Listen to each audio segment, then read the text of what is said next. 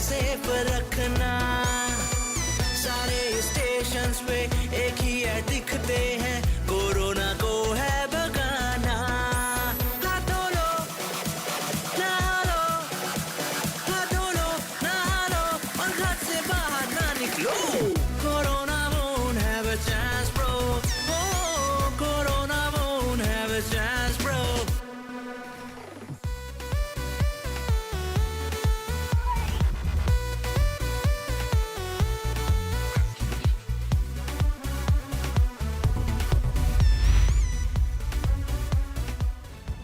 PM Modi ने आज corona के मुद्दे पर 2 पूर्व राष्ट्रपति और 2 पूर्व प्रधानमंत्री के साथ साथ देश के कई बड़े नेताओं से कोरोना के मुद्दे पर चर्चा की है। पीएम मोदी ने पूर्व पीएम मनमोहन सिंह, देवगौड़ा के साथ साथ कांग्रेस अध्यक्ष सोनिया गांधी, मुलायम सिंह, अखिलेश यादव और ममता बनर्जी के साथ साथ ओडिशा के मुख्यमंत्री नवीन पटनायक से कोरोना की महामारी पर देश के हालात पर चर्चा की। यूएवी यानी अनमैन्ड एरियल व्हीकल की मदद से दिल्ली के पंजाबी बाग और जनकपुरी इलाके की झुग्गियों में छिड़काव का काम किया गया। कोरोना वायरस की महामारी से लड़ने की तैयारी के सिलसिले में साउथ एमसीडी ने 25 किलो रसायन का छिड़काव करवाया। छिड़काव के इस काम को करीब आधा घंटे के दौरान 10 उड़ानों के जरिए पूरा किया गया।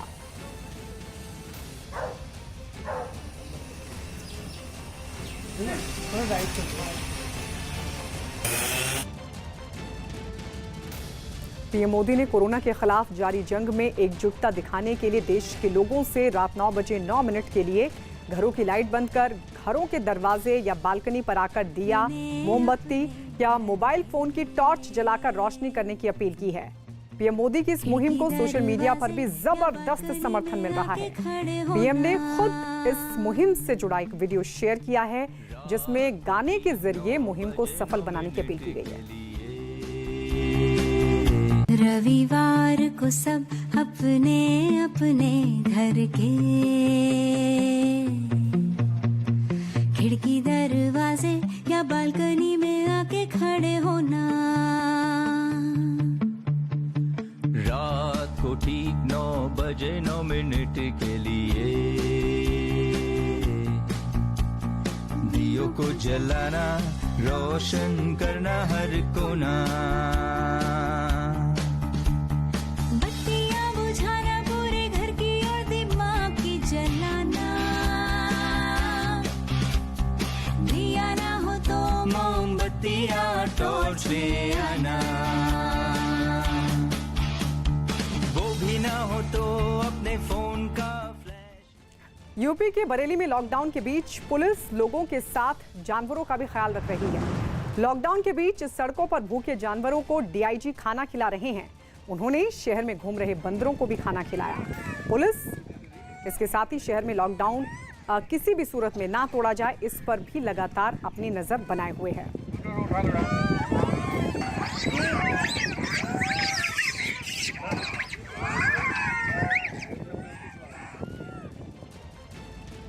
देश भर में कोरोना की वजह से मचे कोहराम के बीच दिल्ली पुलिस ने 8 और 9 अप्रैल को शबे बारात को लेकर अपील जारी की है। पुलिस ने लोगों से लॉकडाउन का पालन करने और घरों से बाहर नहीं निकलने और बाइकों पर सड़कों पर नहीं आने की अपील की है। ट्वीट के जरिए की गई इस अपील के जरिए दिल्ली पुलिस ने लोगों से कोरोना के खिलाफ जंग में साथ मांगा है। इसके साथ ही पुलिस ने लॉकडाउन तोड़ने वालों पर कानूनी कार्रवाई की चेतावनी भी दी है। उत्तर प्रदेश के शाहजहांपुर में व्यापारी वर्ग गरीबों और जरूरतमंदों की मदद के लिए आ गया है। कई व्यापारी मिलकर लोगों को खाने का सामान पहुंचा रहे हैं। लोगों तक खाने और राशन के पैकेट पहुंचाने में पुलिस भी इनकी मदद कर रही है। इस काम के बीच लॉकडाउन का पालन भी कराया जा रहा है और सावधानी भी बरती जा रही है। दिल्ली पुलिस की क्राइम ब्रांच की टीम निजामुद्दीन मरकज के भीतर दाखिल हुई। पुलिस की टीम ने मरकज के भीतर वीडियोग्राफी भी की और वहां की फोटोग्राफ भी लिए। मरकज के भीतर गई टीम में डीसीपी के साथ एसीपी समेत कई अधिकारी मौजूद थे। पुलिस के सूत्रों की माने तो मरकज के अंदर से जो भी दस्तावेज मिलेंगे उन्हें जांच टीम अपने कब्जे में लेगी। कोरोना की वजह से देश भर में 23 मार्च से लागू 21 दिन के लॉकडाउन पर यूपी के मुख्यमंत्री योगी आदित्यनाथ ने बड़ा बयान दिया है। उन्होंने राज्य के विधायकों के साथ हुई चर्चा में 15 अप्रैल से लॉकडाउन खुलने की बात कही है। 15 अप्रैल से लॉकडाउन समाप्त होगा। मेरी आवाज सुनाई दे रही है आप लोगों को? मेरी आवाज आ रही है? आ रही है मेरे?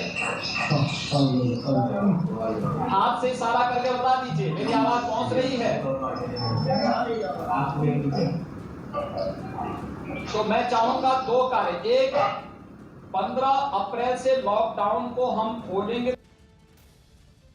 उधर बिहार के नवादा में कोरोना से लड़ने के और मरीजों को तत्काल मदद पहुंचाने के लिए प्रशासन ने कंट्रोल रूम बनाया है जो 24 घंटे काम कर रहा है। ये कंट्रोल रूम पूरे जिले के लिए काम कर रहा है और फोन के जरिए यहां सीधे संपर्क किया जा सकता है और रैपिड रिस्पांस टीम भी तैनात की गई है जो सूचना मिलने पर तुरंत डॉक्टर और एम्बुलेंस की मदद पहुंचाती है।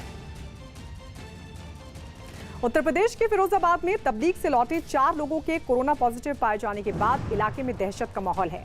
प्रशासन ने 6 अस्पतालों को कोरोना के इलाज और आइसोलेशन के लिए अपने कब्जे में ले लिया है।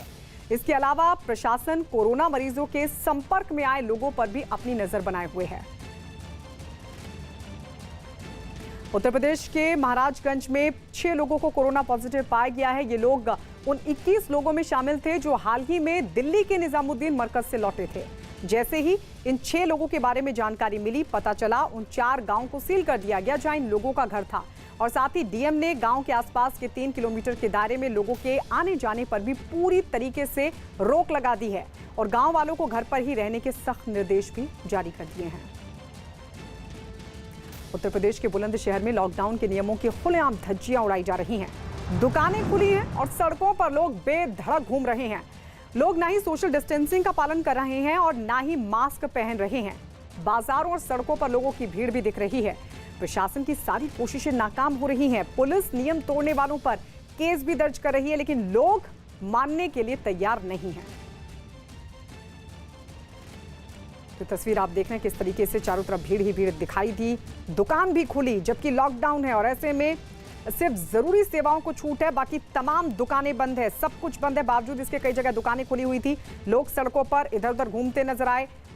सोशल डिस्टेंसिंग का भी कोई ख्याल नहीं रखा गया। बेरोक टोक लोग घूमते हुए दिखाई दिए, वो भी तब जब पुलिस कार्रवाई भी कर रही है।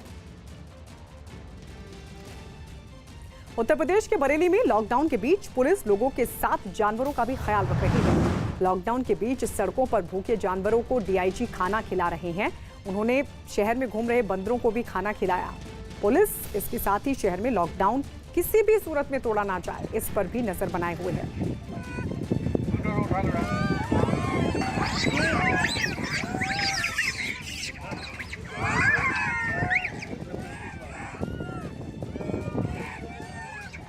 गुजरात के राजकोट में 75 साल की कोरोना की मरीज ठीक होकर लौट गई है। बुजुर्ग महिला के साथ उनका बेटा भी कोरोना पॉजिटिव पाया गया था, लेकिन डॉक्टरों की मेहनत और सही इलाज मिलने से मां और बेटा अब दोनों ठीक हो गए हैं।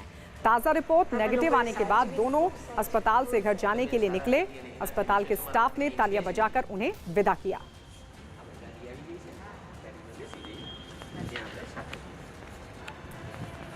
तो जहां एक तरफ कोरोना कोहराम मचा रहा है, कई मौत हो चुकी हैं देश भर में, इस सब के बीच राहत भरी खबरें भी सामने आ रही क्योंकि बहुत सारे मरीज ठीक होकर अपने घर भी लौट रहे हैं। और इसी तरीके से गुजरात के राजकोट में एक मां और बेटा जो कि कोरोना पॉजिटिव पाए गए थे, लेकिन डॉक्टरों की मेहनत और सही वक्त पर इलाज मिलने के बाद ये दोनों पूरी तरह से ठीक हो गए हैं। इनकी रिपोर्ट नेगेटिव आई और उसके बाद ये दोनों अपने घर को लौटते हुए, जहां जो स्टाफ था उन्होंने इन दोनों के लिए ताली बजाकर इन्हें यहां से विदा किया। उत्तर प्रदेश के मुजफ्फरनगर में कोरोना से लड़ने के लिए प्रशासन ने अपनी तैयारी कर ली है। प्रशासन ने इलाके के 21 होटल को कब्जे में ले लिया है और इनका इस्तेमाल कोरोना के संदिग्ध मरीजों को क्वारंटीन करने के लिए किया जाएगा। हालांकि अभी वहां कोरोना का कोई मरीज सामने नहीं आया, लेकिन कोरोना के 36 संदिग्ध लोगों को क्वारंटीन करके रखा गया था, जिनमें से 36 लोगों की रिपोर्ट नेगेटिव आई है, लेकिन 4 लोगों की रिपोर्ट का अभी इंतजार है। बिहार के मुंगेर में लॉकडाउन के दौरान बाजार में भीड़ नजर आई। सोशल डिस्टेंसिंग भूलकर लोग खरीदारी करते हुए दिखाई दिए। पुलिस प्रशासन लगातार लोगों से लॉकडाउन का पालन करने की अपील कर रहा है, लेकिन फिर भी कुछ लोगों पर इसका असर नहीं हो रहा। मुंगेर में कोरोना वायरस से अब तक एक मौत भी हो चुकी है। दिल्ली के इंदिरा गांधी एयरपोर्ट पर तबलीगी जमात से जुड़े 8 मलेशियाई नागरिकों को इमिग्रेशन विभाग के अधिकारियों ने रोककर उन्हें दिल्ली पुलिस के हवाले कर दिया। पकड़े गए मलेशियाई नागरिक मलेशिया जाने वाली मालिंदो एयर रिलीफ फ्लाइट में सवार होने की फिराक में थे। पुलिस अधिकारियों के मुताबिक पकड़े गए सभी विदेशी नागरिकों को दिल्ली में ही क्वारंटीन में रखा जाएगा। गृह मंत्रालय ने इन सभी लोगों के खिलाफ नियमों के तहत कार्रवाई करने के निर्देश दिए हैं। दक्षिणी दिल्ली नगर निगम ने अब निजामुद्दीन इलाके में बने तबलीगी जमात के मुख्यालय पर कार्रवाई की तैयारी शुरू कर दी है। दक्षिण दिल्ली नगर निगम के अधिकारियों का दावा है कि मुख्यालय की इमारत के लिए सिर्फ 2 मंजिल की मंजूरी ली गई थी, जबकि वहां पर नियमों की अनदेखी कर 7 मंजिला इमारत बना दी गई। आरोप है कि तबलीगी जमात का मुख्यालय तैयार करने के लिए वहां पर किया गया 70% निर्माण अवैध है। ऐसे में निगम के अधिकारी तबलीगी जमात के मुख्यालय में हुए अवैध निर्माण को तोड़ने की कागजी कार्रवाई में जुट गया है। आरोप यह भी है कि इमारत के लिए कभी हाउस टैक्स भी नहीं दिया गया। जैसा कि हमारे संज्ञान में ये कल से आया है कि इस बिल्डिंग के अंदर करीब 1400 के करीब लोग इसमें अवैध रूप से रुके हुए थे और ये बिल्डिंग अवैध रूप से बनाई गई है। इसका कोई नक्शा नहीं पास है। जैसी हमें जानकारी मिल रही है, मैंने डीसी को इमीडिएटली ऑर्डर किया है कि इसके खिलाफ स्ट्रिक्टली एक्शन लेकर के इमीडिएटली सीज किया जाए और इनके खिलाफ पुलिस एफआईआर भी दर्ज कराई जाए। जिन्होंने ये लापरवाही की है, ये कभी भी बर्दाश्त नहीं की जाएगी। Immediately action.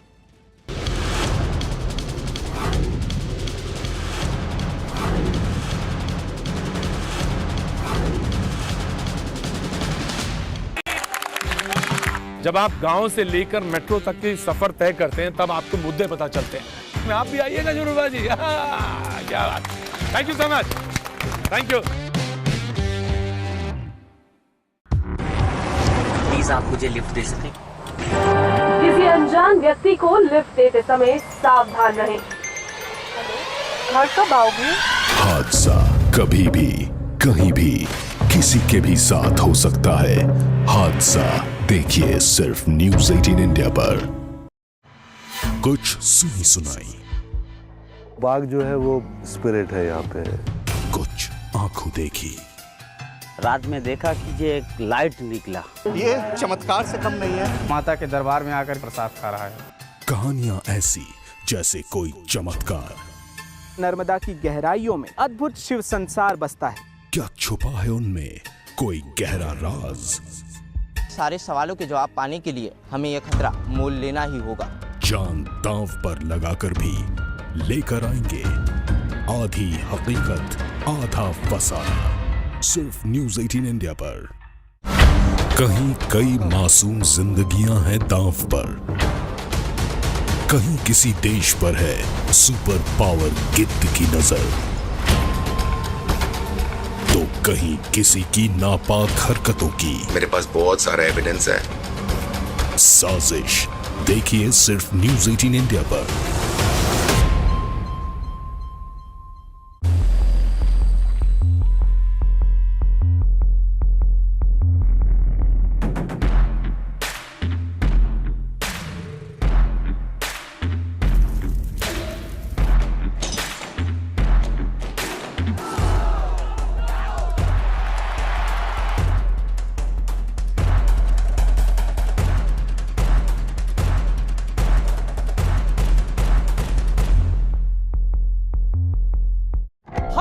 होगा हिंदू मुसलमान तो कैसे बनेगा मेरा भारत महान? आतंक के कानून में हिंदू मुसलमान कैसा है? जवाब दीजिए। इमरान खान काहे की धमकी दे रहे जब उनको अपनी औकात हैसियत सब पता है? ये देश अपना हक लेना जानता है। आर पार देखिए अमीश देवगन के साथ सिर्फ न्यूज़ 18 इंडिया पर। मेरा प्रोग्राम जनता को सामने रख के बनाया गया है। जनता यहाँ पे बिल्कुल एकदम हीरो है। 100 में 99 लोग पूछते हैं भैया जी को एनर्जी कहाँ से मिलती है? एनर्जी सामने जनता है, ये जो खड़ी है।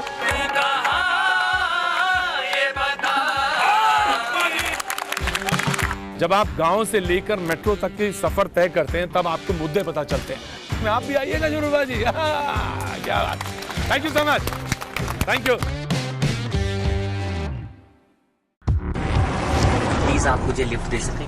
किसी किसी अनजान व्यक्ति को लिफ्ट देते समय सावधान रहें। घर कब आओगे?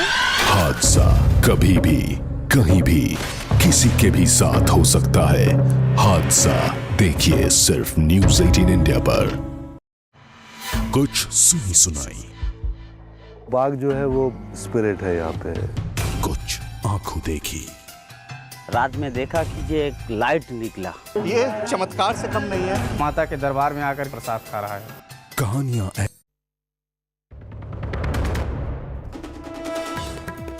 पीएम मोदी ने कोरोना के मुद्दे पर देश के बड़े नेताओं से की चर्चा। पूर्व राष्ट्रपति प्रणब मुखर्जी, पूर्व पीएम मनमोहन सिंह, कांग्रेस अध्यक्ष सोनिया गांधी से कोरोना के मुद्दे पर बात की।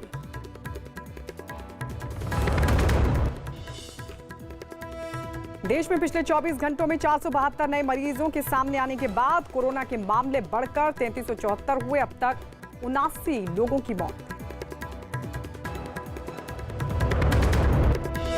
कोरोना के खिलाफ जंग में एकजुटता के लिए आज रात 9 बजे 9 मिनट तक लाइट बुझाकर दिए जलाने की पीएम मोदी की अपील पर लोगों में उत्साह।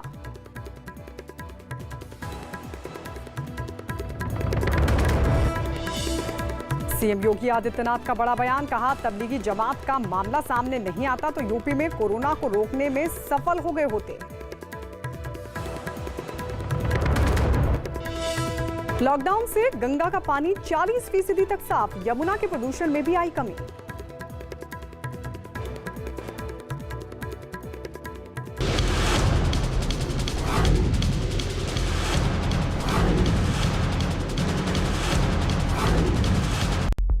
हर बात में होगा हिंदू मुसलमान तो कैसे बनेगा मेरा भारत महान। आतंक के कानून में हिंदू मुसलमान के साथ जवाब दीजिए। इमरान खान काहे की धमकी दे रहे जब उनको अपनी औकात हैसियत सब पता है। ये देश अपना हक लेना जानता है। आर पार देखिए अमीश देवगन के साथ सिर्फ न्यूज़ 18 इंडिया पर। मेरा प्रोग्राम जनता को सामने रख के बनाया गया है। जनता यहाँ पे बिल्कुल एकदम हीरो है। 100 में 99 लोग पूछते हैं भैया जी को एनर्जी कहाँ से मिलती है। एनर्जी सामने जनता है, ये जो खड़ी है।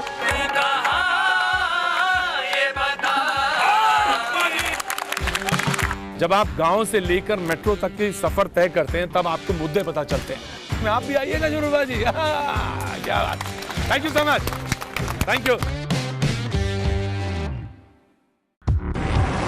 प्लीज आप मुझे लिफ्ट दे सकें? किसी अनजान व्यक्ति को लिफ्ट देते समय सावधान रहें। घर कब आओगे? हादसा कभी भी कहीं भी किसी के भी साथ हो सकता है। हादसा देखिए सिर्फ न्यूज़ 18 इंडिया पर। कुछ सुनी सुनाई, बाघ जो है वो स्पिरिट है यहाँ पे।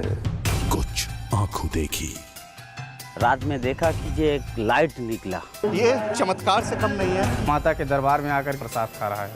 कहानियां ऐसी जैसे कोई चमत्कार। नर्मदा की गहराइयों में अद्भुत शिव संसार बसता है। क्या छुपा है उनमें कोई गहरा राज? सारे सवालों के जवाब पाने के लिए हमें यह खतरा मोल लेना ही होगा। जान दांव पर लगाकर भी लेकर आएंगे।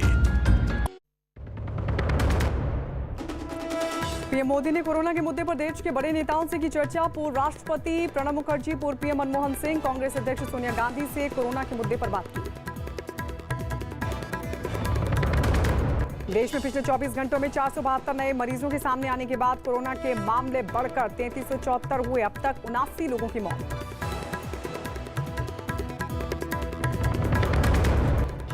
कोरोना के खिलाफ जंग में एकजुटता के लिए आज रात 9 बजे 9 मिनट तक लाइट बुझाकर दिए जलाने की पीएम मोदी की अपील पर लोगों में जबरदस्त उत्साह।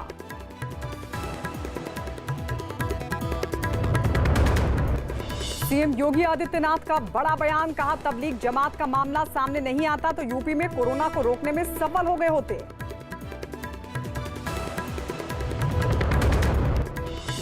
लॉकडाउन से गंगा का पानी 40% तक साफ, यमुना के प्रदूषण में भी आई कमी।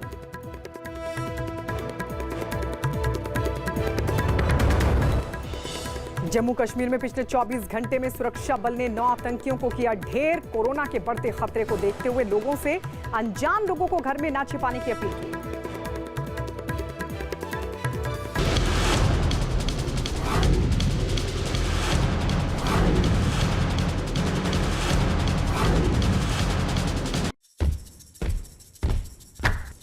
साइलेंस। मेरा प्रोग्राम जनता को सामने रख के बनाया गया है। जनता यहाँ पे बिल्कुल एकदम हीरो है। 100 में 99 लोग पूछते हैं भैया जी को एनर्जी कहाँ से मिलती है। एनर्जी सामने जनता है, ये जो खड़ी है।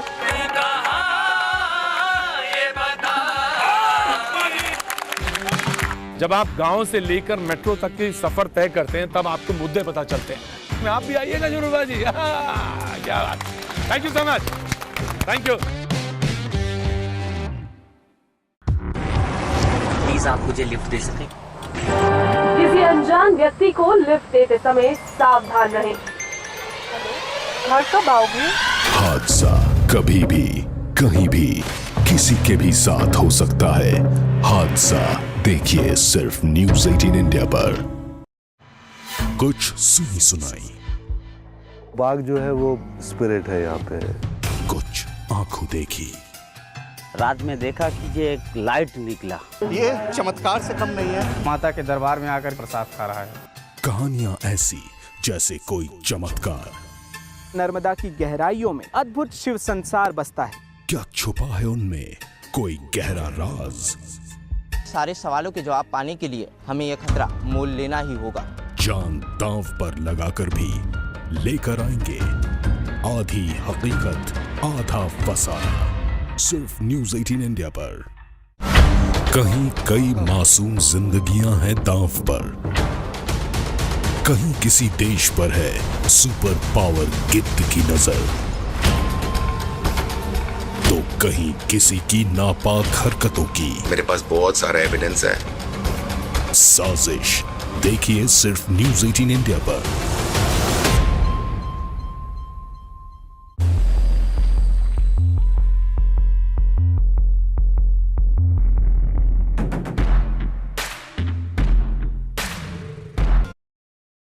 जो डॉक्टर इस मुश्किल हालात में लोगों की जान बचा रहे हैं, उन्हें मारा जा रहा है, उन पर थूका जा रहा है। किसी कम्युनिटी को डिमोनाइज करना किसने करा है? पैनिक। कनिका कपूर को जब क्वारंटाइन करा गया, कोई मजहब बीच में आया कोई मजहब बीच में? आज मजहब बीच में आ रहा।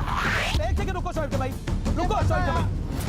आप कई मौलाना साहब हैं वहाँ के, कह रहे हैं कि ये काफिरों पे पड़ेगा।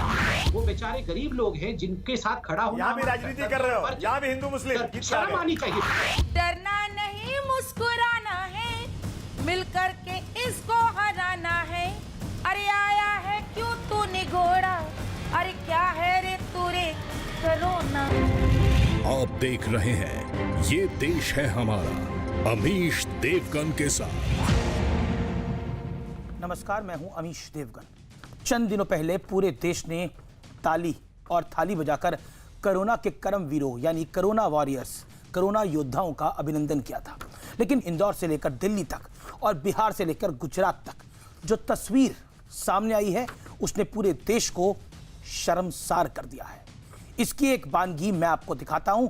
इंदौर में कोरोना की जांच के लिए जब एक मेडिकल टीम पहुंची तो देखिए किस तरह उन्हें पत्थरों से मारा गया। इस मेडिकल टीम ने किसी तरह भागकर अपनी जान बचाई और मैं खुले तौर पर यह कहता हूं ये हमला मेडिकल टीम पर नहीं, इंसानियत पर किया गया है। जिस दौर में डॉक्टर नर्सेस की पूजा हो रही है उस दौर में पत्थर बरसाए जा रहे हैं। आखिर ये कैसी जहालत भरी सोच है?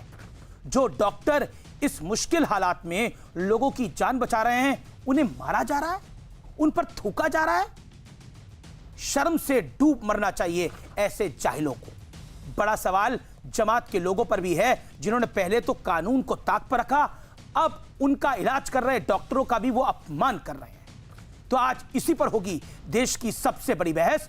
कोरोना योद्धाओं पर पत्थर क्यों? मैं पूछता हूं, ये कोरोना के योद्धाओं पे पत्थर नहीं है, ये इंसानियत पे पत्थर हैं, ये अपने भगवान पे पत्थर हैं, ये अपने अल्लाह पे पत्थर हैं। क्योंकि डॉक्टर के रूप में ईश्वर और अल्लाह दोनों हैं जो बचा रहा है आपको।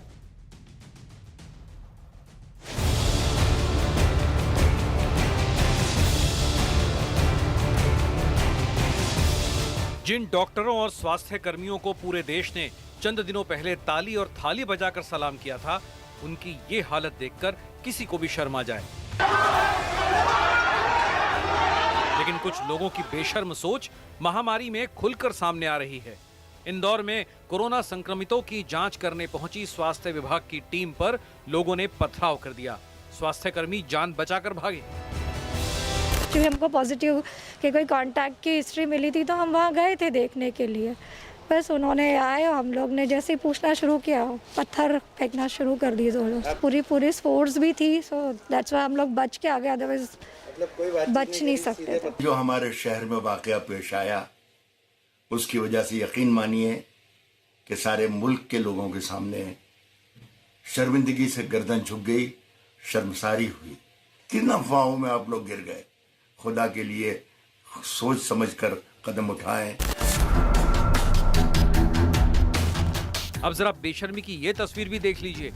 तबलीगी जमात के कुछ कोरोना संदिग्धों को तुगलकाबाद के क्वारंटाइन सेंटर में रखा गया है, लेकिन इन लोगों ने ड्यूटी पर तैनात स्वास्थ्य कर्मियों के साथ जमकर दुर्व्यवहार किया, उन पर थूका। बिहार के मधुबनी में भी तबलीगी जमात समर्थकों ने पुलिस पर हमला कर दिया। ये लॉकडाउन का उल्लंघन करते हुए दीनी मजलिस आयोजित कर रहे थे। पुलिस के रोकने पर इन लोगों ने पथराव कर दिया। उत्तर प्रदेश के मुजफ्फरनगर में भी लॉकडाउन के दौरान भीड़ को हटाने पहुंची पुलिस पर हमला हुआ। गिरफ्तारी हुई है। जो पूर्व प्रधान जिसका वो घर था वो गिरफ्तार हुआ है। उस 2 महिलाएं गिरफ्तार हुई हैं। टोटल 3 गिरफ्तारी हुई हैं। बाकी हमारी टीम अभी लगी हुई है गिरफ्तारी। देश को शर्मसार करने वाली ये तस्वीरें देखते जाइए। सोशल डिस्टेंसिंग के नियम की धज्जियां उड़ाते हुए नोएडा के सेक्टर 16 में सामूहिक नमाज पढ़ी गई। दिल्ली में मजनू का टीला गुरुद्वारे से भी करीब 250 लोगों को बाहर निकाला गया। इसे खाली करवाना पड़ा। सवाल ये है कि इन सब के बीच कोरोना की महामारी की जंग कैसे लड़ी जाएगी। आज इसी पर होगी देश की सबसे बड़ी बहस। और अब विश्लेषण सुनिए, इंसानियत पर पत्थर का विश्लेषण। इंदौर में कोरोना जांच के लिए गए डॉक्टरों पर पत्थरबाजी। दिल्ली में क्वारंटीन सेंटर में जमात के लोगों ने डॉक्टरों पर थूका। ये कितनी शर्म की बात है। अहमदाबाद में मरकज से लौटे लोगों ने पुलिस पर पत्थर बरसाए। मुजफ्फरनगर में लॉकडाउन तोड़ने वालों ने ही पुलिस को पीटा। ये आखिरकार किया किस चीज का बदला लिया जा रहा है? क्या तूफान मचाया जा रहा है? आखिरकार कोरोना जो है ना वो किसी का धर्म देखकर होता है ना किसी की शक्ल देखकर होता है। कोरोना एक वायरस का नाम है और अगर आपको वो तकलीफ हो गई है और आपने छुपा लिया है, अब आपका जो इलाज कर रहा है आप उनको भी परेशान करेंगे। अब चाहते क्या है? मेरे साथ बात करने के लिए इस चर्चा पे डॉक्टर संबित पात्रा हैं जो कि बीजेपी के राष्ट्रीय प्रवक्ता हैं। मेरे साथ अबू आजमी साहब हैं, वरिष्ठ नेता हैं समाजवादी पार्टी के। मेरे साथ शोहेब जमई हैं, अध्यक्ष IMF के, उनका अभिनंदन है। मेरे साथ इस चर्चा में माननीय अवस्थी हैं, जानी मानी लोक गायिका हैं, उनका स्वागत है। मुजीबुर रहमान है, प्रवक्ता तबलीगी जमात के, आपका भी स्वागत है। मुजीबुर रहमान साहब, साद साहब का एक नया भाषण भी सामने आया है और उस भाषण में वो कह रहे हैं कि लोगों को कोऑपरेट करना चाहिए अथॉरिटीज के साथ, लेकिन ये अथॉरिटीज के साथ क्या कोऑपरेट हो रहा है? पत्थर बरसाकर, थूक फेंक कर। उन्होंने एक अच्छी पहल की है, इसकी सराहना करनी चाहिए। इसकी सराहना करनी चाहिए सबसे पहले कि उन्होंने एक अच्छी पहल की। लोगों का फियर क्या है उसको समझना चाहिए कि लोग जो है वो ऐसी हरकतें क्यों कर रहे हैं, क्यों कर रहे हैं, क्या फियर्स हैं, वो फियर फैक्टर्स क्या हैं, क्या फियर फैक्टर है, क्या है, लोगों का डर क्या है, बताइए। आप सुनिए, एक मीडिया ट्रायल किया गया, उनको एज एन अक्यूज प्रेजेंट किया गया, उन लोगों को ऐसा फील करा दिया गया कि अगर वो मिल जाए कहीं तो फांसी पर चढ़ा दिया जाएगा। किसने बोला? ऐसा करना चाहिए था। किसने बोला कि फांसी पे चढ़ा दिया जाएगा? आप देख करके उनको एक पॉजिटिव वे में अप्रोच करनी चाहिए थी कि भाई वो लोग सामने आए, निकले, और ऐसा कोई दिक्कत की बात नहीं है। अभी तक किसी जिम्मेदार आदमी ने सरकार के या एडमिनिस्ट्रेशन के तरीके की बात नहीं कही कि आप जो है आए, कुछ दिक्कत की बात नहीं है, आप लोगों को ट्रीट किया जाएगा। आप लोग अपने लिए भी नुकसान है, अपनी फैमिलीज के लिए भी, देश के लिए भी, और बाकी सब लोगों के लिए भी। इस तरीके की कोई अप्रोच अभी तक अगर नहीं, किसने बोला उनको फांसी चढ़ा दिया जाएगा? उनके मन में फियर फैक्टर है तो कोई कुछ नहीं कर सकता। किसने बोला फांसी चढ़ा दिया जाएगा? एक आदमी ने बोला फांसी चढ़ा दिया जाएगा। आप थूकेंगे डॉक्टर के ऊपर, आप पुलिस को मारेंगे, आप डॉक्टर पे पत्थर बरसाएंगे और फिर उसको बोलेंगे ये फियर फैक्टर है। कोई किसी चीज को डिफेंड नहीं कर रहा। पहली चीज, हिंदुस्तान के अंदर फियर फैक्टर में अगर डर है तो डर में थूकेंगे। डॉक्टर के ऊपर। हिंदुस्तान के लोग कहाँ नहीं थूकते फिर रहे हैं, हर डॉक्टर थूकेंगे, लोग थूकते हैं। हिंदुस्तान के कल्चर में है, अनसिविलाइज्ड लोग हैं, सिविक सेंसेस कम है लोगों के, चाहे वो किसी भी धर्म के हों। आप किसी भी जगह चले जाइए, अच्छी जगह चले जाइए, बुरी जगह चले जाइए, आपको स्पिटिंग मिलेगी जगह जगह। गुटखे खाते हैं, पान खाते हैं, थूकते फिरते हैं। मतलब मुंह पे भी थूका जाएगा? आप कह रहे हैं कि डॉक्टरों पे भी थूका जाएगा? ये तो अनसिविलाइज्ड कंट्री है। और ना आप मुझे बताइए एक दूसरा ऐसा केस, नहीं आप क्योंकि जमात से हैं इसलिए मैं पूछ रहा हूं, एक दूसरा ऐसा केस बताइए जहां पर ऐसा हुआ है, बताइए मुझे आप, या डॉक्टरों पे थूका गया है। एक तो आपके कोरोना वायरस का इलाज करे डॉक्टर, ऊपर से थूकेंगे भी उन पर। क्या नहीं लोग उनके ऊपर थूका गया है, कहाँ थूका गया उस आदमी से पूछा जाए जिसने थूका है, उनको मना किया जाए, बल्कि तरीके की थूका था कि नहीं करी जाए कहीं पर। अरे डॉक्टर्स ने कंप्लेंट करी है, विजुअल बाइट्स हैं, शॉट्स हैं, फिर भी आपको समझ नहीं आ रही बात को। तो आप इसका सवाल मुझसे ना करके उससे पूछे ना कि उसने क्यों थूका था। नहीं एक सेकंड, संबित पात्रा एक सेकंड देखिए मैंने आपको भरपूर मौका दिया 2-2.5 मिनट का, क्योंकि आपके रिलेटेड टॉपिक है, इसलिए आपका हक बनता है कि आप बोलें, लेकिन आप इतना गलत बोलेंगे तो मैं माफी चाहता हूं आपसे। मैं संबित पात्रा आपका रुका, तो Sambit Patra here we are defending, मतलब मुझे तो लगा नहीं था कि इस बात को कोई डिफेंड करेगा यहां पर आकर।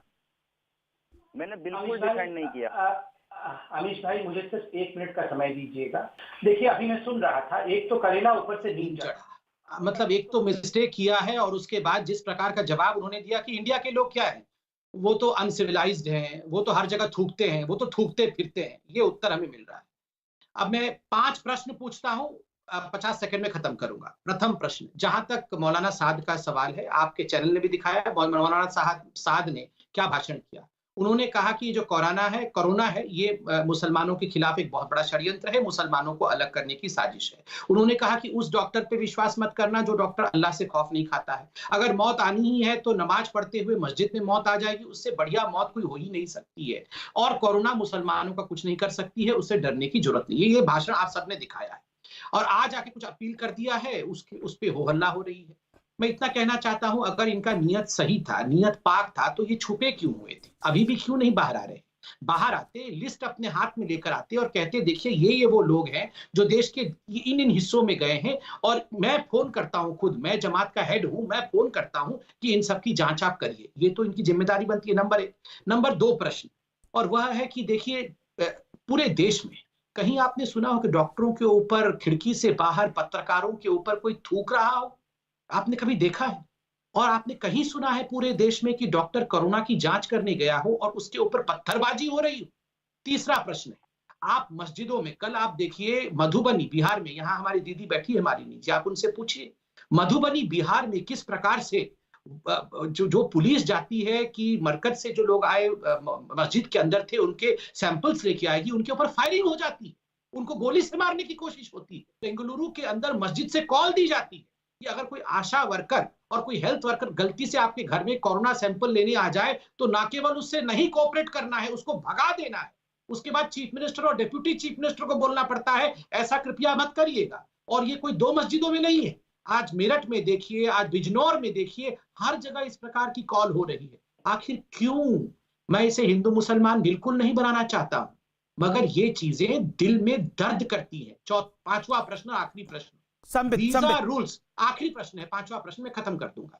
वीजा नॉर्म्स को ताक पे रख के ये सब जो मौलवी 500 मौलवी बाहर से आए थे, इतने सारे देशों से आए थे, ये मिशनरी वीजा में आना चाहिए, मगर मिशनरी वीजा को ताक पे रखकर झूठ बोल के टूरिस्ट वीजा पे क्यों आए? किस मुल्क में किसी व्यक्ति की जान को बचाने आप जाते होगे तो आप अपने साथ पुलिस, आर्मी इत्यादि लेके जान बचाने जाते हो। नंबर 1, क्या सऊदी अरब में ये चलेगा?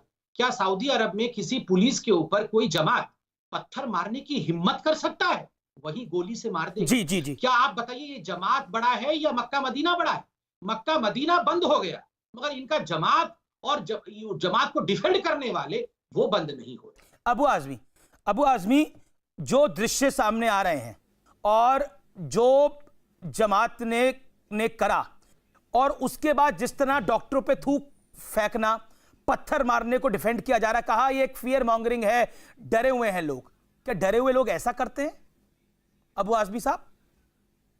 देखिए मैं नहीं समझता कि जमात के लोग ऐसा काम कर सकते हैं। मैं आज तक जमात को ये जानता हूं कि जमात के लोग हमेशा बहुत ही कायदे के साथ अपने समाज को दुनिया में अच्छी तरह से रहने का ढंग सिखाते हैं, अल्लाह से करीब रहें, इस देश के अंदर अमन व अमान रखें, हिंदू मुस्लिम की एकता रखें। लेकिन आज मैं जो सुन रहा हूं, मुझे नहीं लगता कि इसमें सच्चाई होगी। जरूर इसके पीछे कोई न कोई राज है। दूसरी बात मैं पूछना चाहता हूं, समित पत्रा साहब भी खड़े बैठे हुए हैं, मुझे बताइए कि क्या राज होगा अबू साहब, क्या राज होगा? शॉट्स हमारे सामने, पत्थर बरसाए जा रहे डॉक्टरों के ऊपर चाइना में। सुनिए लेडी डॉक्टर पे पत्थर बरसाए गए। सुनिए जरा सा, पहला केस हुआ जनवरी में चाइना में, लेकिन 20 मार्च तक फ्लाइट्स आती रहीं। क्यों आती रहीं? आते रहे वहां से। और 15 फरवरी को प्रधानमंत्री जी ने कहा था कि हमने एयरपोर्ट पर बहुत अच्छी तरह से स्क्रीनिंग कर रहे हैं। अगर 20 मार्च तक फ्लाइट आती रही और स्क्रीनिंग सही होती रही तो कोई भी आदमी विदेश से कोरोना लेकर देश में नहीं आना चाहिए। फिर क्यों आया? और अगर जब बाहर से आने वाले लोगों की स्क्रीनिंग की जिम्मेदारी किसकी है? सरकार की जिम्मेदारी नहीं है क्या? ये स्क्रीनिंग हो रही है और चाइना से लोग आ रहे हैं, मलेशिया से आ रहे हैं, कहां से आ रहे हैं इन सब बातों में। और सारी की सारे 22 मार्च तक तबलीगी जमात वाले जितने जा सकते थे चले गए। एक बैग आपने रात को ऐलान कर दिया कि 21 दिन तक अब कोई बाहर नहीं निकलेगा। प्रधानमंत्री जी ने कहा जो जहां है वहीं रहो, बाहर मत निकलो। भाई जो भी जमात में आए थे जहां चले गए उनको परमिशन था जाने का ना, तो जमात की क्या गलती इसके अंदर है? चले गए अपने गांव में, चले गए, जाओ उनको पकड़ो, चेक करो उनको। लेकिन मैं कहता हूं कि अगर निजामुद्दीन क्या इंटेलिजेंस को नहीं मालूम? एक मिनट सुनिए प्लीज। बहुत चिल्लाते हैं आप, लोगों से बोलने वालों से ज्यादा आप ही बोलते हैं। मैं बिल्कुल नहीं बोला, पिछले 2.5-3 मिनट से आप ही बोल रहे हैं अबू भाई। 29 मार्च तक इस देश में बहुत सुकून था, हिंदू मुसलमान मिलकर के एक दूसरे को खाना खिला रहे थे, लेकिन ये बर्दाश्त नहीं हुआ। मीडिया ने ऐसा दिखाया है जमात के बारे में कि जमात जो है आतंकवादी है। अरे जमात वाले किसने बोला? मस्जिदों में आप मुझे बताइए किसने बोला जमात आतंकवादी है? मैंने एक शब्द बोला जमात आतंकवादी है। आप पिछले 3 दिन के हमारे नेटवर्क का ट्रैक रिकॉर्ड उठा लीजिए, हमने बोला जमात आतंकवादी है। मैंने सुना है इसी टेलीविजन पर, मेरे टेलीविजन पर नहीं सुना होगा अबू आजमी, लेकिन अगर जमात के लोग डॉक्टरों पे थूकेंगे तो बोला जाएगा। अगर डॉक्टर पे पत्थरबाजी होगी तो बोला जाएगा। जब तबलीगी जमात अगर गलत करा तो गलत है। सुनिए ना, सबसे पहला कोरोना का मरीज कर्नाटक में आया था। 12 मार्च को कर्नाटक में पहला इंतकाल हुआ। 16 मार्च को कर्नाटक के अंदर केरल में आया था। लोगों ने शादी में गए। केरल में आया था पहला मरीज, सबसे पहला कोरोना का मरीज भारत में केरल में आया। 12 तारीख को, सुनिए ना, वहां के मुख्यमंत्री से पूछ सकते हैं आप फोन करके, नहीं तो मैं अभी फोन लाइन पे लेता हूं केरल के मुख्यमंत्री को फोन लाइन। स्कूल बंद हो गए और एमएलसी की शादी, एमएलसी क्या शादी थी, 2000 लोग गए, मिनिस्टर भी गए, बीजेपी के वर्कर भी गए, 2000 लोग। आप केस क्यों नहीं करते उनको पर? आप क्यों नहीं दिखाते ब्रेकिंग न्यूज? आप सिर्फ तबलीगी जमात दिखा रहे हो। आज कई लाख लोग ठीक है, जवाब संबित बोलिए। एक सेकंड रुकिए। जहां 200 नहीं जा सकते 400 जा रहे हैं, उससे कोरोना नहीं बढ़ रहा है क्या? आप तबलीगी जमात के पीछे पड़े हुए हो। तबलीगी जमात जो लोग अगर एक जगह पर थे बहुत ज्यादा, मुझे लगता है चिल्ला जोर करके निकालना चाहिए था, नहीं निकाला तो लॉक कर देना चाहिए था। उसी के अंदर पड़े रहते, बाहर नहीं आते वो लोग। एक सेकंड जरा अबू आजमी साहब, शांति से। तबलीगी जमात इस देश के अंदर हिंदू मुसलमानों की एकता कायम थी 29 तारीख तक। अमीश भाई जरा नहीं देखा गया लोगों को, पूरे देश में ऐसा लग गया मुसलमान सब बर्बादी करने आ गया है। अबू आजमी आपको मुसलमान किसी तबलीग वाले किसी मंदिर में नहीं जा रहे। जी बोलिए। मैं बोल लूं अमीश भाई? अमीश भाई, इसी को कहते हैं चोरी ऊपर से सीना चोरी। एक तो गलती करो और ऊपर से इतनी जोर जोर चिल्ला के आप लोग सिर्फ इस देश के अंदर अमीश भाई प्रधानमंत्री की अबू आजमी आपकी बात को सुना, बिल्कुल नहीं, मुझे हटा दो। इंदौर में भी पत्थर मारेंगे, यहाँ टीवी पे पत्थर मारेंगे तो कैसे होगा अमीश भाई? मुख्यमंत्री वहाँ इंदौर में भी मार रहे हैं और यहाँ टीवी पे भी हम पत्थर खाने के लिए बैठे हैं। आप इनकी आवाज को कम से कम करिए। क्यों नहीं चिल्लाए आप? यहाँ पर तो अमीश भाई आप ही पुलिस हैं, आप चाहे तो इनकी आवाज को कम कर सकते हैं, हमारी आवाज को सुना दीजिए। संबित बोलिए। मालिनी जी भी इंतजार कर रही है, तारिक फतेह भी इंतजार कर रहे हैं। मैं क्योंकि उन्होंने सवाल सरकार से पूछा है, मैं जल्दी जवाब देता हूँ। नंबर 1, इन्होंने कहा बाकी जब बाकियों पे प्रश्न क्यों नहीं हो रहा है, बाकियों पे भी प्रश्न हुआ था, मगर आप एक आंकड़ा सुन लीजिए, 40% केस आज पूरे हिंदुस्तान में तबलीगी जमात से। इन्होंने कहा कि हमारे इंटेलिजेंस क्या कर रही थी, सरकार क्या कर रही थी, क्यों नहीं डंडे मारे हमें। कल को कहेंगे कि हमारे लोग थूक रहे थे तो सरकार ने हमारे पे मुंह पे टेप क्यों नहीं लगाया, टेप लगा देती सरकार तो हम थूकते नहीं। मतलब खुद कुछ नहीं करेंगे, खुद थूकेंगे, मारेंगे, कहेंगे कोरोना मुसलमानों को बहकाने की और मुसलमानों के खिलाफ षड्यंत्र है, और फिर ये चिल्लाएंगे कि सरकार ने हमें डंडे क्यों नहीं मारे। मतलब कमाल है, ये सुबह से बोल रहे सरकार ने हमें डंडे क्यों नहीं मारे, सरकार ने हमें डंडे क्यों नहीं मारे। ये कोई आपका कोई कर्तव्य है कि देश के प्रति? सौंप देना फिर जमात को, अगर सारे काम जमात को खुद करने हैं उनको स्क्रीनिंग। अच्छा, सरकार सौंप दे जमात को, वीजा दिया था यही तो आप चाहते हैं। तो उनकी स्क्रीनिंग कैसे हुई कि ये लोग बाहर से आकर यहाँ पे कोरोना फैला रहे हैं? इसका जिम्मेदार कौन है? माननीय अवस्थी, एक सेकंड, मैं माननीय अवस्थी के पास चलता हूं। तारिक फतेह, मैं आपके पास आऊंगा। माननीय अवस्थी, कनिका कपूर पे कार्रवाई होती है, कोई हिंदू मुसलमान नहीं होता। जमात पे अगर कार्रवाई होती है तो मुसलमान का रंग क्यों चढ़ाने की कोशिश होती है? दूसरा, डॉक्टर को भगवान का दूसरा रूप कहा जाता है, लेकिन उसी डॉक्टर अगर आपकी जान बचाने जाए और उसको पत्थर मारे जाए और क्वारंटाइन सेंटर पे उसको थूका जाए और कहा जाए ये पता नहीं कहां से तमाशा खड़ा हो रहा है, फिर क्या करिएगा? ऐसे लड़ाई लड़ेंगे हम कोरोना से? दो बातें हैं आपकी, और मैं दोनों बातों पर मैं सुन भी रही थी, और मुझे लगता है हर भारतीय इस पर इतना उद्वेलित है और इस पर अपनी ढंग से सोच रहा है और समझ रहा है और देख भी रहा है कि ये क्या गजब हो रहा है। पहली बात तो मैं ये कहना चाहूंगी अपने सारे भाइयों से, चाहे देश में कोई भी जो समस्या आती है, ये सबकी सामूहिक समस्या है। वायरस जात धर्म देख करके नहीं पकड़ता किसी को, पहली बात। इसलिए सभी लोग ये भी समझें कि रोग को रोकने का भी सबका सामूहिक उत्तरदायित्व है। ये कोई जिम्मेदारी एक प्रधानमंत्री की नहीं है। मैं अभी सुन रही थी कि उन्होंने क्यों नहीं रोका, उन्होंने क्यों नहीं फरवरी से किया, जनवरी। अरे भाई, जब प्रधानमंत्री ने देश के नाम संदेश दिया था तो हिंदू मुस्लिम करके नहीं दिया था, पूरे राष्ट्र का संबोधन था और सबके लिए था कि आप एक जगह पे नहीं रहेंगे और यदि घर में 3-4 लोग हैं वो भी सोशल डिस्टेंसिंग में रहेंगे। बात सिर्फ इतनी सी हो रही है। ANI ने जो रिलीज किया है, दिल्ली पुलिस ने अपना वीडियो, उसमें 23 तारीख को कहा है कि स्पष्ट बात हुई है।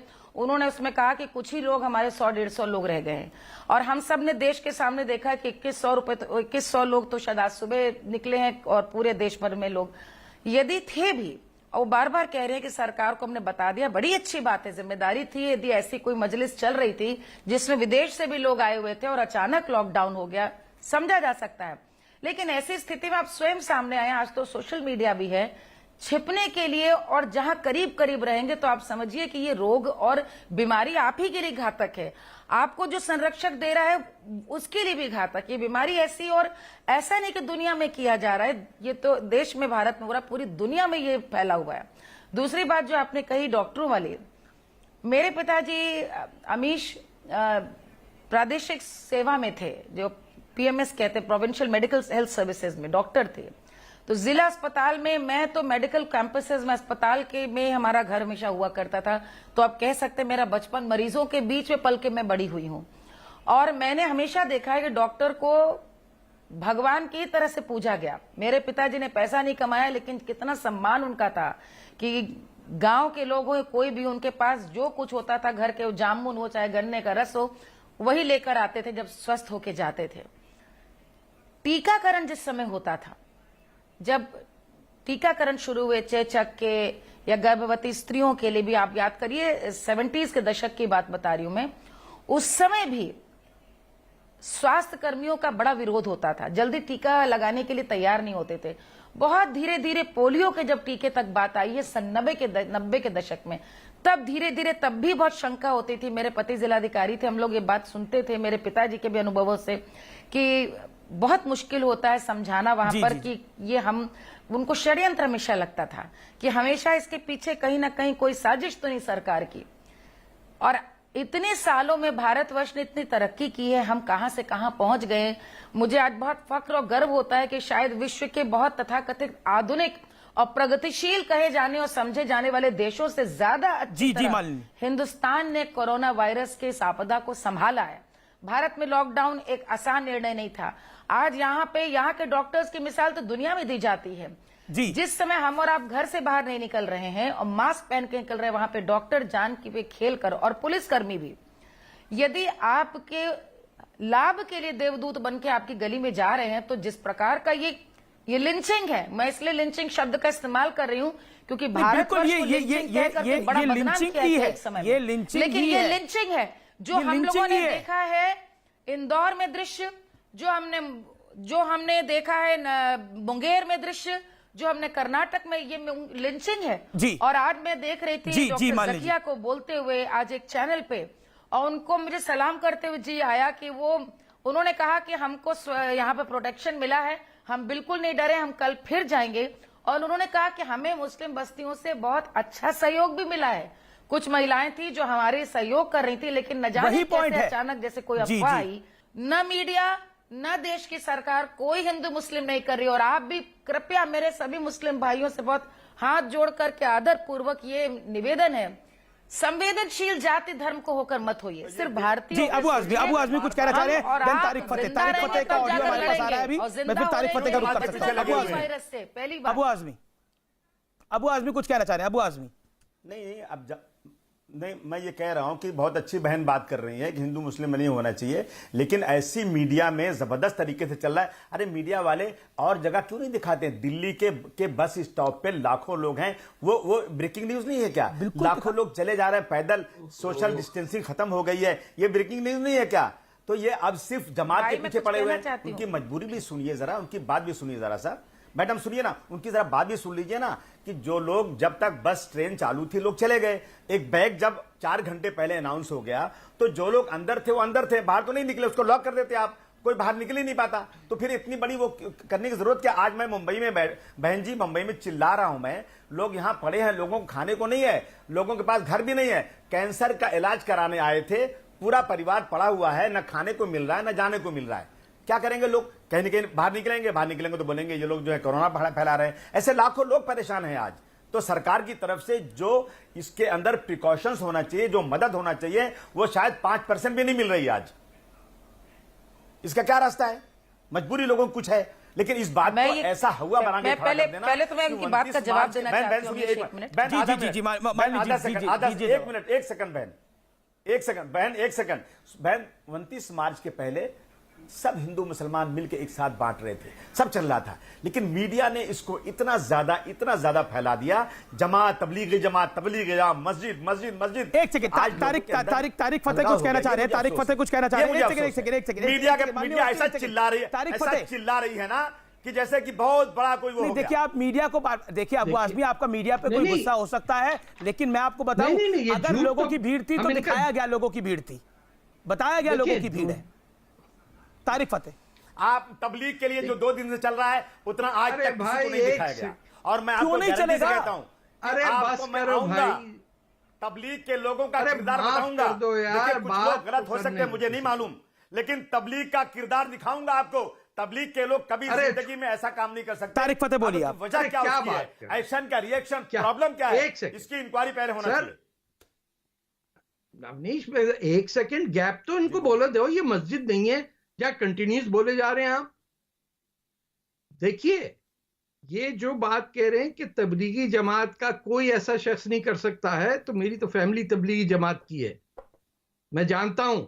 और इनसे कहें कि बांग्लादेश में 2 साल पहले जो 20,000 तबलीगी जमात के 2 टुकड़े आपस में लड़े थे और चाकू गजी और डंडाबाजी हुई थी, वो क्या कोई और तबलीगी जमात थी? और हुकूमत की क्या जिम्मेदारी है, या हिंदुओं की क्या है, या मुसलमानों की क्या जिम्मेदारी? इसका सबूत सिर्फ ये है कि मैंने नहीं सुना किसी हिंदू पंडित से, किसी आलिम से कि साहब कोरोना वायरस जो है हिंदुओं को बचाने के लिए है, इसमें मुसलमान मारे जाएंगे। और तमाम मौलवियों के मैं को 20 यूट्यूब पे वीडियो आपको दिखा सकता हूं जिसमें वो कह रहे हैं thank you corona virus for coming to India. ये इंडिया के मुसलमान बच्चे कह रहे हैं। दूसरा, आप कई मौलाना साहब हैं वहां के, वो मरकज के, जो कह रहे हैं कि ये कोरोना वायरस मुसलमानों को बचाने आया है ये और उसी जबान में फिर कहते हैं कि ये काफिरों पे पड़ेगा, यानी चीनियों पे, अमरीकियों पे, यहूदियों पे, हिंदुओं पे, और तुम्हें कोई फर्क नहीं पड़ेगा। ये तो खुद कह रहे हैं मौलाना लोग, ये कोई दूसरा थोड़ी कह रहा है, कोई मीडिया थोड़ी कह रहा है।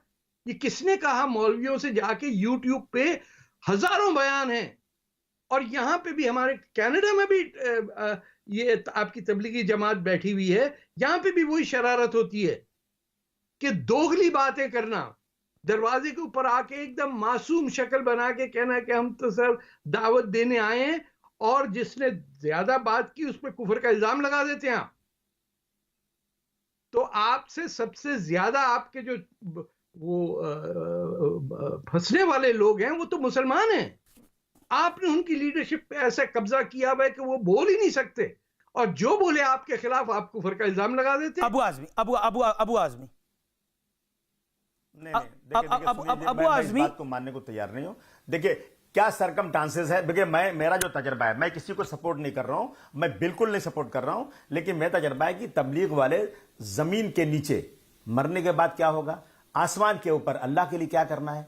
दुनिया में कभी हिंदू मुस्लिम इन्होंने नहीं किया। अभी जो इनकी बातें कह रहे हैं कि यूट्यूब पे इनके बहुत सारे भाषण हैं, तकरीरें इसकी हैं, किस सरकमस्टांसेस में कैसे है, अगर कोई शख्स ऐसा बोलता है तो 100% मैं आपकी बात मानता हूं गलत है ये। लेकिन मैं समझता हूं कि तबलीग के लोग किसी, आज देखिए तबलीग के लोग जहां भी परमिशन मांगते हैं, चाहे बीजेपी की सरकार हो चाहे कांग्रेस की, कोई सरकार भी हो, बड़े बड़े मजमे करते हैं लोग। नहीं बिल्कुल वो मजमे करें। एक सेकंड मैं ये मैं कहना चाहता हूं, तारीख आज तक मैंने नहीं सुना, मेरा तजुर्बा आज तक ऐसा नहीं है। मैं इसको बिल्कुल, इस विषय को बिल्कुल हिंदू मुसलमान नहीं करना चाहता, और मैं आपको भी अबू आजमी ये बात को कहता हूं, तबलीगी जमात को जितने कार्यक्रम करने हैं वो करें, लेकिन ये लॉकडाउन खुल जाए तो कार्यक्रम करें, लेकिन थूकना क्यों किसी के ऊपर? नहीं, कहां कर रही है अभी, कोई थूकना क्यों? अरे सर पत्थर क्यों मारने? नहीं, अगर देखिए थूका है तो गलत है, 100% गलत है। आप तो कह रहे थे इसमें कुछ गड़बड़ लग रही है, उन पे सजा की जाए। नहीं बिल्कुल, तबलीगी जमात के जो प्रवक्ता है वो कह रहे हैं कि उन लोगों को डर लग गया था तो थूकेंगे लोगों के ऊपर, पुलिस वालों पे थूकेंगे। नहीं ऐसा नहीं, कुछ किसी ने कुछ उल्टी बात किया होगा, किसी ने कुछ गाली दिया होगा, या शायद कुछ भी किया हो। लेकिन मेरा जो तजर्बा, भाई माफ करना भाई साहब, मेरा जो तजर्बा है तबलीग जमात का, मैंने वो बताया आपको कि तबलीग के लोग ऐसा नहीं कर सकते, अगर किया है तो गलत है, लेकिन इसकी इंक्वायरी होना चाहिए कि सही क्या गलत क्या है। नहीं, इंक्वायरी तो तब करेंगे ना अबू भाई, इंक्वायरी तो तब करेंगे जब बचेंगे। कोरोना वायरस अगर जिस स्पीड से फैल रहा है इस समय पूरी दुनिया के अंदर, और जिस स्पीड में पिछले 2 दिनों में तबलीगी जमात की वजह से भारत में एक संख्या बहुत बढ़कर आई है, उसके बाद स्थिति विस्फोटक हो सकती है हमारी। अच्छा एक मिनट सुनिए ना, तबलीगी जमात के 1500 लोग थे ना अंदर, 1500 ना, 2100 कितने थे? 1500 थे। उसके पहले जो गए 2100, उसके पहले जो अच्छा 2100 थे, चले जो अंदर थे, जी अंदर थे, वही बात कर रहे हैं आप ना? जी। जो पहले चले गए वो तो परमिशन था जाने का, जो पहले चले गए वो तो ट्रेन से गए, बस से गए, जो परमिशन था खुला था। उसमें भी तो कोरोना वायरस के संक्रमण वाले लोग थे, तेलंगाना में 9 लोग मर गए, तो उनकी क्या गलती? तो उनकी गलती ये कि उन्होंने विदेशों से लोग बुलाए, उनकी गलती ये कि जब उनको सिम्पटम्स दिखाई दिए वो अथॉरिटीज के पास नहीं गए, उनकी गलती ये कि वो बंद कमरों से बाहर निकल गए। देखिए पहले ये जो विदेशी लोग आए थे, जब इनको कहा गया था कि आप सेल्फ क्वारंटाइन में जाएंगे, इन्होंने अग्री किया था कि हम सेल्फ क्वारंटाइन में जाएंगे, ये सेल्फ क्वारंटाइन में नहीं गए, इन्होंने जमात किया। एक तो टूरिस्ट बन के आए थे, फिर मिशनरी काम किया, सेल्फ क्वारंटाइन में नहीं गए, एडवाइस का उल्लंघन किया, पहली गलती। और चूंकि ये ऑलरेडी इन्फेक्टेड होके आए थे, इन्होंने सैकड़ों लोगों को इन्फेक्ट किया। दूसरी, जो इनके बड़े उलेमा और बहुत बड़े बड़े लोग थे, आप वो टीवी वीडियो चलाइए जो एएनआई ने और दिल्ली पुलिस ने रिलीज की है, जब इनको 23 तारीख को बताया गया कि कितने लोग हैं उसके अंदर, 1000 लोग बोले, ज्यादा से ज्यादा 1000 है, मगर सामने आया कि 2500 लोग थे, जब निकले तो 2500 लोग निकले, मतलब डबल से भी ज्यादा लोग थे, बताया यहाँ 1000 जा रहा था, तो झूठ भी बोला। तीसरी बात है, वहां समझाया गया, इन 3500 लोगों को समझाया गया कि कोरोना से डरना नहीं है, और कोरोना जो चीजें हमने बताई और ये सब बातें समझा करके उनको पूरे देश के कोने कोने में भेजा गया। आज जो पत्थरबाजी हो रही है वो इसी का नतीजा है, क्योंकि लोगों अगर मौलाना साद जैसे इतना बड़ा व्यक्ति, इतने बड़े जमात को चलाने वाला व्यक्ति यह कहेंगे कि देखो ये तो मुसलमानों के खिलाफ षड्यंत्र है, तो बेचारा गरीब मुसलमान तो मारेगा ही जब डॉक्टर आपके घर पे आएगा, क्योंकि आपके मौलाना Shoaib Jamai wants to respond. मौलाना ने ये समझाया। Shoaib Jamai wants to respond. Shoaib Jamai, respond to Sabit Patra. Shoaib? नहीं,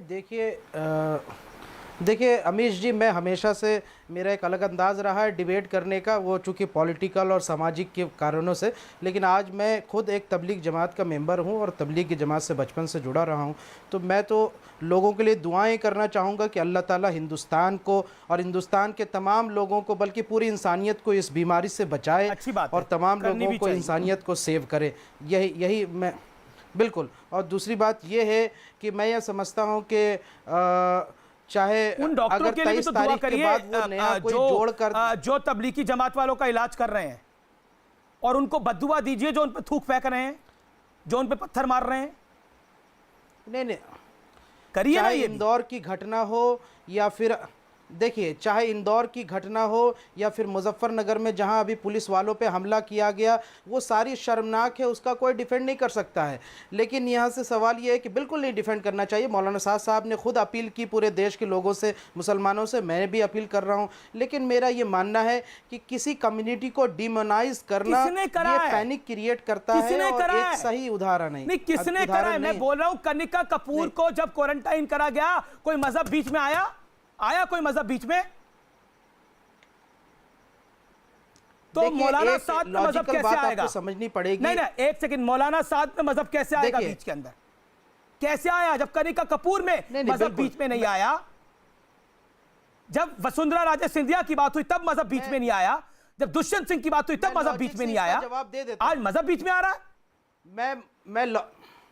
मैं लॉजिक से इसका जवाब दे देता हूं। जवाब यह है कि जब 23 तारीख के बाद अगर वो नया इज्तिमा करते, लोगों को जोड़ करते, तो फिर उनकी गलती होती, वो अपराधी होते। लेकिन जिस तरीके से 1800 लोग अभी वहाँ पे उत्तराखंड में, गुजरात के फंस गए थे, जिनको हरिद्वार में गंगा स्नान के बाद 27 तारीख को चुपके चुपके लग्जरी बसों से अहमदाबाद पहुँचाया गया, वैसी तबलीग वालों को भी एसडीएम से मदद मांगी थी, पहुँचा देना चाहिए थी अपने अपने घरों में, अपने घरों में पहुंचा देना चाहिए था। बाकी तमाम मजदूरों को पहुंचा देना चाहिए। नोएडा बॉर्डर पर, गाजियाबाद बॉर्डर पे मजदूर, गरीब लोग फंस गए थे और योगी आदित्यनाथ ने बस भेजी और उनको भी नहीं यहाँ से लेके जाना चाहिए था। ये भी बोलेंगे आप? देवगन जी नहीं, फिर क्या? अमीश देवगन, फिर क्या? अमीश देवगन जी, अगर कोई ठान ले कि उसको गलत को सही ठहराना है, तो गलत वो सही नहीं हो सकता ना। अगर तेलंगाना में एक मंत्री रामनवमी पर अपने घर पे कार्यक्रम कर रहा है, तो उसका वो भी गलत है,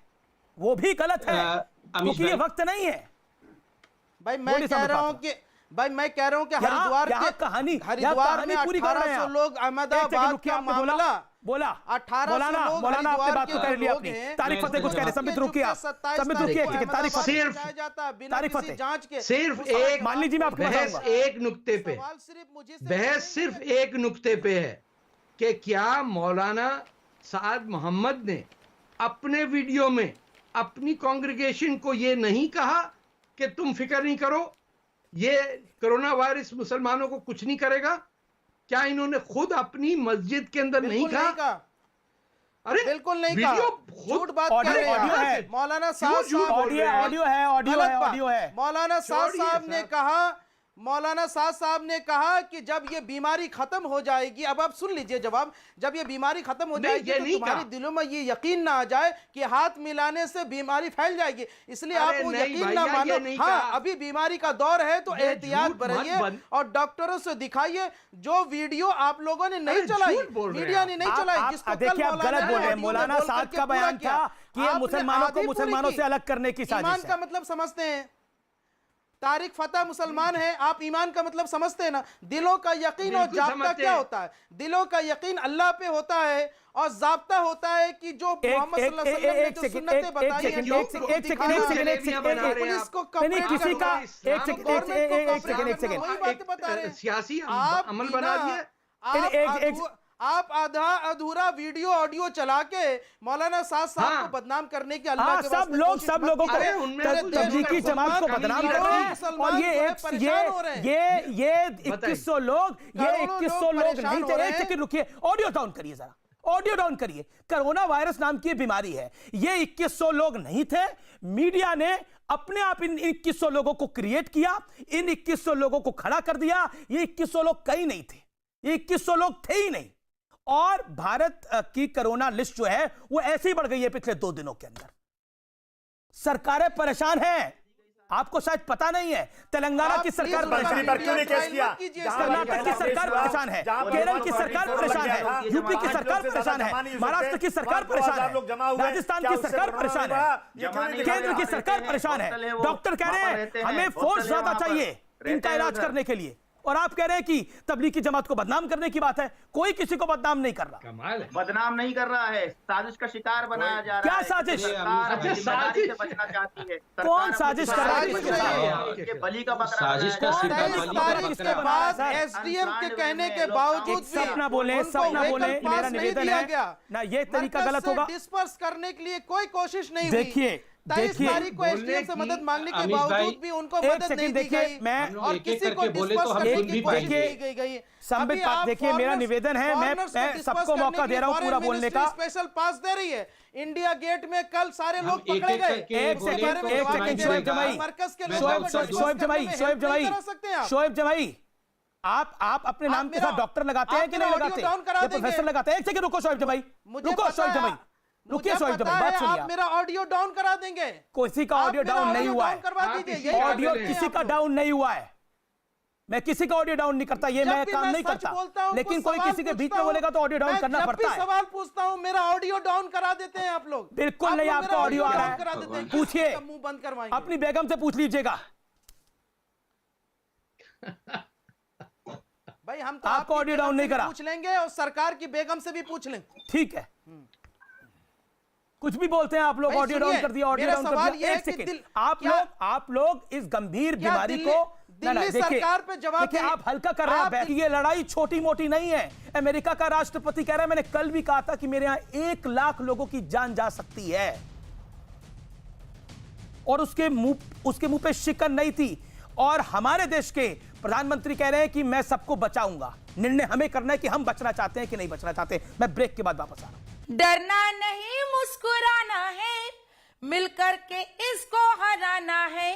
अरे आया है क्यों तू निगोड़ा, अरे क्या है रे तू रे कोरोना।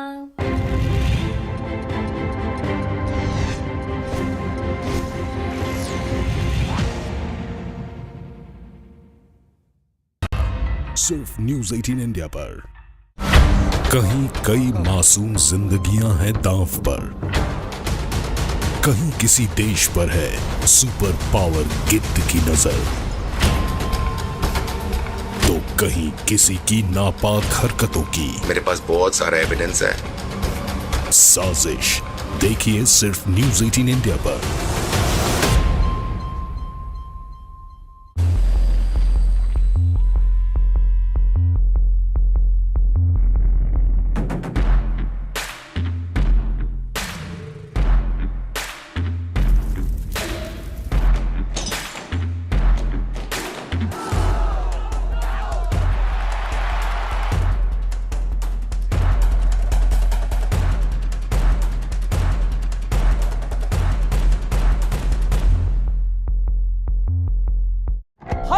होगा हिंदू मुसलमान तो कैसे बनेगा मेरा भारत महान।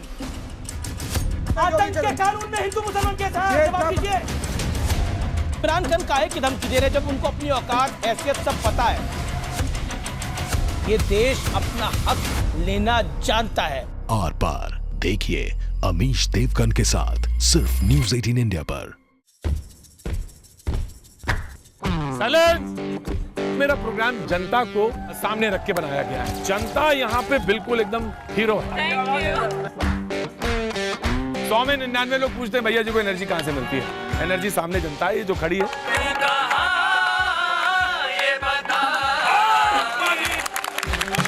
जब आप गांव से लेकर मेट्रो तक की सफर तय करते हैं तब आपको मुद्दे पता चलते हैं।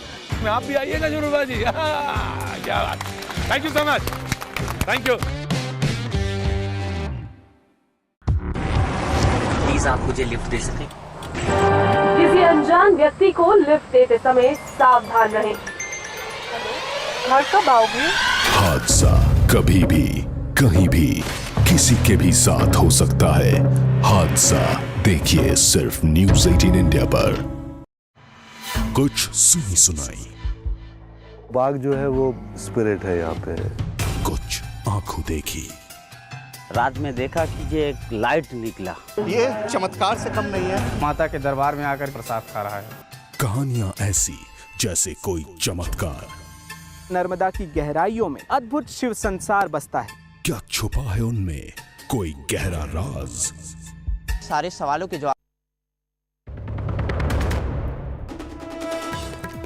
पीएम मोदी ने कोरोना के मुद्दे पर देश के बड़े नेताओं से की चर्चा। पूर्व राष्ट्रपति प्रणब मुखर्जी, पूर्व पीएम मनमोहन सिंह, कांग्रेस अध्यक्ष सोनिया गांधी और मायावती समेत कई नेताओं से कोरोना के मुद्दे पर की बात। देश में पिछले 24 घंटों में 472 नए मरीजों के सामने आने के बाद कोरोना के मामले बढ़कर 3374 हुए। अब तक 79 लोगों की मौत।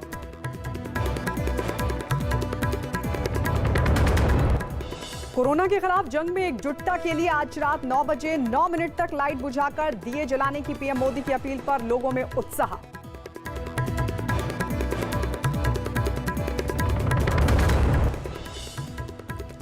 पीएम मोदी की अपील पर Japan, Germany, Israel, Afghanistan, Nepal समेत कई देशों के दूतावासों में भी रात 9 बजे दिए और मोमबत्ती जलाकर मुहिम का समर्थन किया जाएगा।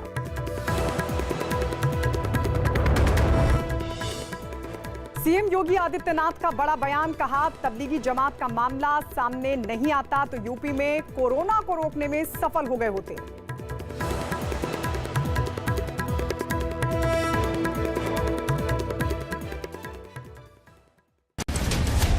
इमरान खान काहे की धमकी दे रहे जब उनको अपनी औकात हैसियत सब पता है। ये देश अपना हक लेना जानता है। आर पार देखिए अमीश देवगन के साथ सिर्फ न्यूज़ 18 इंडिया पर। मेरा प्रोग्राम जनता को सामने रख के बनाया गया है। जनता यहाँ पे बिल्कुल एकदम हीरो है। 100 में 99 लोग पूछते हैं भैया जी को एनर्जी कहाँ से मिलती है। एनर्जी सामने जनता है, ये जो खड़ी है।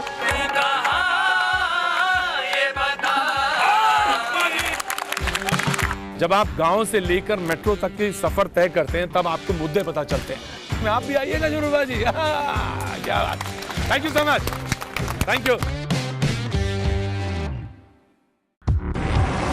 प्लीज आप मुझे लिफ्ट दे सकें? किसी अनजान व्यक्ति को लिफ्ट देते समय सावधान रहें। घर कब आओगे? हादसा कभी भी कहीं भी किसी के भी साथ हो सकता है। हादसा देखिए सिर्फ न्यूज़ 18 इंडिया पर। कुछ सुनी सुनाई, बाघ जो है वो स्पिरिट है यहाँ पे। कुछ आंखों देखी, रात में देखा कि ये एक लाइट निकला। ये चमत्कार से कम नहीं है। माता के दरबार में आकर प्रसाद खा रहा है। कहानियां ऐसी जैसे कोई चमत्कार। नर्मदा की गहराइयों में अद्भुत शिव संसार बसता है। क्या छुपा है उनमें कोई गहरा राज? सारे सवालों के जवाब पाने के लिए हमें यह खतरा मोल लेना ही होगा। जान दांव पर लगाकर भी लेकर आएंगे आधी हकीकत आधा फसाना, सिर्फ न्यूज़ 18 इंडिया पर। कहीं कई मासूम जिंदगियां हैं दांव पर, कहीं किसी देश पर है सुपर पावर गिद्ध की नजर, तो कहीं किसी की नापाक हरकतों। पीएम मोदी ने आज कोरोना के मुद्दे पर 2 पूर्व राष्ट्रपति और 2 पूर्व प्रधानमंत्री के साथ साथ देश के कई बड़े नेताओं से कोरोना के मुद्दे पर चर्चा की है।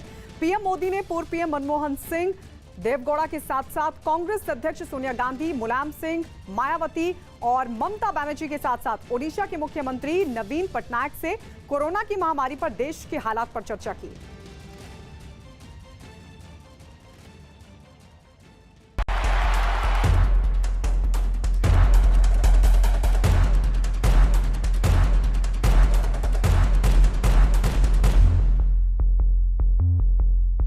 हर बात में होगा हिंदू मुसलमान तो